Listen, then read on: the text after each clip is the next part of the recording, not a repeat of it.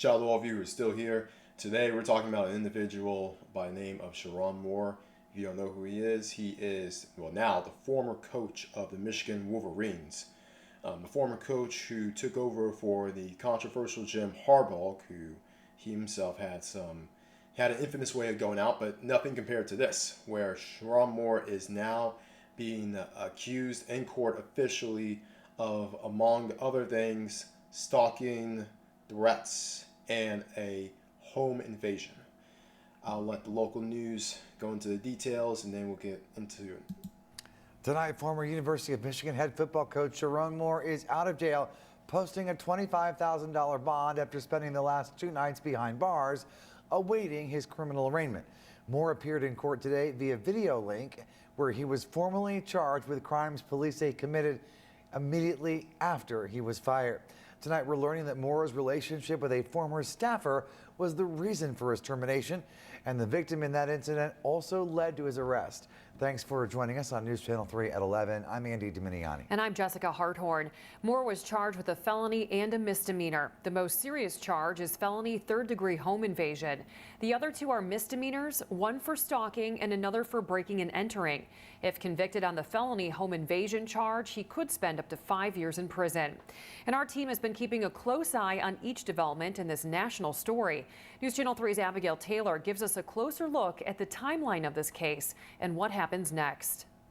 New details continue to be released in what led up to the fallout of Sherrone Moore, husband, father of 3, and now fired University of Michigan head football coach. Moore went from having still 4 years left on a $5.5 million contract as coach at U of M just days ago to now facing these serious allegations. Here's what we know about the timeline leading up to this. Subject is called to caller delivered the mail at the location. All right, this is a bit of, yeah, I'm just going to put the closed captioning so all of you can understand what is being said. And how it's attacking her. It's been stalking her for months. This dispatch audio from Broadcastify on Wednesday, the same time and location of an alleged assault connected to a now former staff member of Moore's, depicts claims of stalking that began months ago. The prosecutor says the victim, a woman Moore was allegedly having an affair with for several years, broke it off with him on Monday. They say she then went to the University of Michigan for help because she claims Moore was continuing to harass her with phone calls and texts. By Wednesday, the university announced publicly Moore had been fired following investigations revealing a, quote, inappropriate relationship with a staffer. He then, at some point soon thereafter, came to her apartment in the address that is alleged in the complaint, barged his way into that apartment, immediately then proceeded to a kitchen drawer, grabbed several butter knives and a pair of kitchen scissors, and began to threaten his own life. I'm going to kill myself. I'm going to make you watch. My blood is on your hands. You ruined my life. After that, we found out Moore was arrested and put into jail, where he stayed up until after his Friday arraignment, when the AP News confirmed Moore was let out after posting a $25,000 bond. Moore's been ordered no contact with the victim. He must wear a GPS tracker and is scheduled to be back in court January 22nd. Reporting for News Channel 3. All right, so shout out News Channel 3. I'm going to go down to the details on why we're covering this. And quite frankly, this is the main reason why a lot of people in the community and a lot of alt-writers are actually celebrating this news in a sense. One, because one of their Beckys didn't get, despite the circumstance of him threatening to take his own life and then apparently going to the woman's house and threatening her and him. And also there were stories about him and how he was caught with this affair specifically, or the evidence that she had or he had was, of all things, and I still can't believe this, getting, not an Uber Eats, ordering basically a Plan B.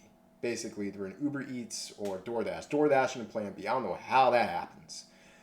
Backstory behind this is as follows. So, who is Kelly Moore, which is Sherrone Moore's, well, wife for now? Yes. This is the ex, or the current wife of Sherrone Moore. The Sherrone Moore's current wife being on the left, your left, and the person who he had an affair with being on the right. Now, looks rating aside, this is the information. I'm not going to go through all this article, but yeah. So basically, this article points out a partnership under scrutiny. So the couple's been married since 2015. Concerns of mental health. So there's that. Shattered image. And then Sherrone Moore's wife, apparently, this same website caught her or saw her with him, walking with him to court. So there's that. You can read that. And then, yeah, so there are those points. And then, who was this individual? Well, let's just go through this. Yeah. So here are the details behind the marriage. So Sherrone Moore's family, this is a ex-wife. Okay, so ex-commissioned ghost wife. Okay, so apparently she's a former college athlete. She's a certified physician assistant. They got married in 2015. They have 3 children, and she supported her husband's career. The reason why I'm doing this is because this is a pro-SYSBM channel. And if you don't know what SYSBM is, this is a pro-interracial channel where particularly interracial marriages between certain couples like this.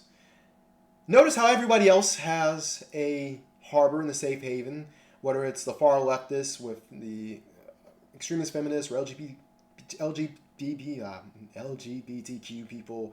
So the far left has their safe haven, safe spaces with those people, and the far right now with fragile white men with basically Biffs, I like to call them. I don't call them brats because brats can actually get laid with no problem. But Biffs and Jimbos, the far right is giving them their safe space, but there's no safe space for, one, black men who are on something, because even Pookies have more of a safe. Anyway, this is a pro-SYSBM channel.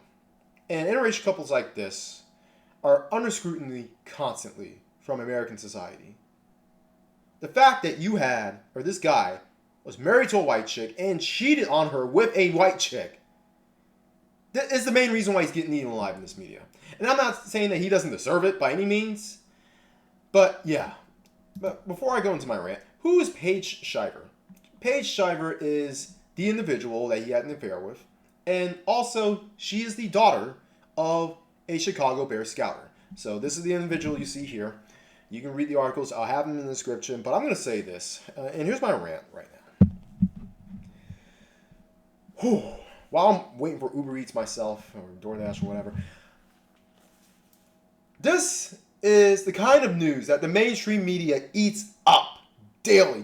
This is the kind of news that the mainstream media waits when it comes to black coaches. And it's funny, because some students, and I watched another story where some students even were suspecting that this story dropped at an interesting moment because I guess he was renegotiating his contract, even though he was set to coach for 4 more years. But still, some people had a suspicion on saying, hey, why did this all happen right now after a multiple-year affair, mind you, a multiple-year affair? All of a sudden, the end of the season comes and, oh, she breaks it off, and then she goes to the Michigan staffers, and then all this ensues. Good timing, by the way. I'm not saying that he's innocent. And he deserves every roast that he is getting, every criticism and every charge that he's getting. Well, I'm not going to say he deserves it because that has to be determined by the law, by the justice system. But nonetheless, all the roasting, all the shame, all the disappointment, and even some of the critiques from the Daggledom and the alt-righters he deserves. Because quite frankly, this does not look good for the brothers. Yes, I'm saying this as an individual who is pro-SYSBM, who is pro-interracial couples. Not necessarily this couple, but just this couple. You went from going from a 7 to an 8. All of this just to go from a 7 who is loyal to you, who supported you, to an 8. Jump up one more point. Just to jump up one more point. Knowing that you had 3 kids. 3 kids. Where's this man? There you go. 3 kids. There you go. So, you see the coach, see the wife, and you see two children. Apparently, I read 3. Yeah, 3 kids. So 2 of them are right there. But yeah, all this for what? Because you couldn't keep it in your pants? Because you couldn't keep it professional? Because you had to ship where you eat. You had to do it. And you had to give everybody else who was trying to look for an excuse to not hire brothers at a coaching level a good reason to. Now, we had another scenario in the NBA where it was a coach who got fired and because of some affair, and well, apparently the Celtics, they hired another black coach, and it actually worked out for them. So shout out to the Celtics. I know they say, oh, Boston's racist. Well, the Boston and Celtics are different entities. If you've ever seen the documentary, I don't know where, it's on HBO or Hulu, one of the streaming websites, it goes into a good explanation on how those two entities differ. But in this case, I mean, you're in the deep north, buddy. You're in Michigan. And trust me when I say my dealings with, I'm just going to say this, white Michiganders, it basically fortifies me saying that Michigan is part of the deep north. It's no different than the deep south. So we can make all the SEC jokes about if this happened in the SEC team, he would have been chased out of town, even ran out of town by Jimbo and Big Boss Man in them and Boss Hog. And, well, yeah, that might have happened. But trust me, they're not any more happy in a place like this. And no one really is happy. Who wins from this? Besides your marriage, which is basically on thin ice, your career, your coaching career is all but over. Unless you go, well, you can't go to an HBCU. You know about that. I don't know about that. I mean, you maybe post the force, give it a few years, and maybe an HBCU or a black high school pick you up. I don't know. It has to be deep in the community. It can't be one of those ritzy black high schools with a bunch of black kids whose parents come from something. But in any case, your career is over. Your marriage is basically over. Your freedom might be over, unless you get a damn good lawyer. And for what? Oh, let's not talk about the team, who, yeah, they did a good job this season, but it's going to be interesting to see how they do in the Citrus Bowl this year. In Michigan, yeah. You thought the controversy in Ole Miss with Lane Kiffin, a.k.a. Lane Kitten, was bad. Yeah, you thought their team, which team will fold more, Ole Miss or Michigan? Which team will not show up more? I want you all to take a bet at that. But in any case, yeah, this is just a travesty all around. Absolutely a travesty. Except for the Daggles, who are now laughing at this. And watch that as this story goes on, they're going to let this story go, which is why I'm trying to upload it as fast as I can. I should have uploaded it earlier, but, you know, life gets in the way. And some of us actually don't make money doing this because, you know, we're all professional and we don't do this and we aren't doing that anyway. Or we don't rage bait. Yeah, that's the thing. We don't rage bait.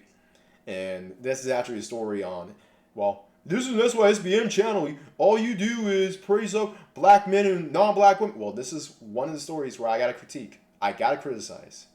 And yeah, you got to be fair about it. You got to call it down the line like it is. So the community, they're going to do their best to basically drag this man name down the mud more than it is, to basically just sully this man more than he's done to himself and his family. And then you got the alt-righters, the LOMs, the W-manospheres, all those guys. Now you got some of those guys on that side. Shout out to Coach Greg Adams, who approached this from a perspective of him being blue pill. Him being blue pill Sam. Why are you doing all this? You're blue pill Sam. You keeping your pants, man. Come on. All right, shout out to those guys who do it from that perspective. But you know, for every Coach Craig Adams who reports this from a neutral red pill perspective, you're going to have a bunch of other guys in the W Manosphere who are going to be on some, this is what happens when you get with the BBC, this is what happens, burn the coal, pay the toll, burn, strangle, you're going to be strangle mother. And who can Sherrone Moore blame? Can he blame Legion of Men them talking shit? Can he blame the damn Daggles and Keishas that probably rejected him for being lame? In this case, no. He has himself to blame. And this is why I'm really disappointed all around when it comes to this story. Now, with that being said, men, gentlemen, as a man, as a black man, albeit a lighter skinned black man than most. All right, fine, whatever. Light skinned supremacist. I step out this country. I'm mixed. Shout out to that. Yeah, light power. Light power with an L. With an L. L. Yeah, Sherrone Moore. Big L right there, buddy. But, yeah, as a man, a colored man, whatever you want to call me, who has dealt with multiple Beckys who look as good as her and look as good as even that Paige Shiver chick, all I can say is that Nookie is Nookie is Nookie. It's not worth risking your life over. Especially you as a brother who already knows what Becky Nookie is like. And so much so you married it. You married some, I'm not trying to degrade the wife, but you married some Becky Snatch. You married the Becky Peace Leave. You took her in and you gave her 3 kids. So you would think that you're set. You're good. And you would be too busy coaching your Michigan Wolverines in order to worry about having a freaking affair. But no. It's like this guy's never had Becky Nookie before. I expected this from one of these community guys who got sprung up because he got out of the plantation and now he can have some Becky Nookie and he's like, oh, I'm going to go out. Ooh. This guy knows.